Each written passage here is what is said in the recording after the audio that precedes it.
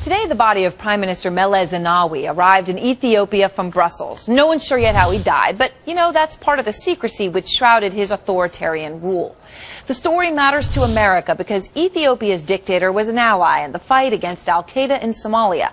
Thanks to that allegiance, the U.S. looked the other way on things like how the Zenawi regime jailed opposition leaders and journalists and led Ethiopia to a ranking of 174 out of 187 countries in the Human Development Index. That measures human rights. We saw what an African police state looked like when I was in Ethiopia last month.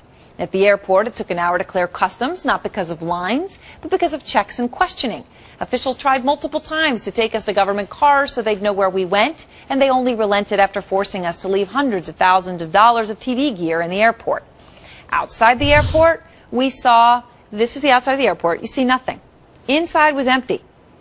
Outside was a crowd. Why, we asked? Well, they said because we're not allowed in to greet our arriving families and friends. The police are worried about unrest, so the people stand outside in the rain. Another visual that ties some of this together is this photo. This is myself and our cameraman Christian next to a Lada.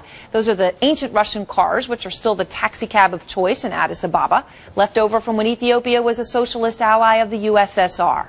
Maybe that's why the United States is so proud of winning Ethiopia over as an ally. It's proof we won the Cold War. But despite supporting a regime that deprived its nation of a free press, the United States isn't reaping the benefits you might expect. These guys are. These are Chinese businessmen in the airport. They are everywhere. China is the biggest investor in Ethiopia. That's right. They were everywhere. Here's the bottom line. The U.S. gives about $1 billion a year in aid to a dictator and looks the other way on human rights. And China gets the prize.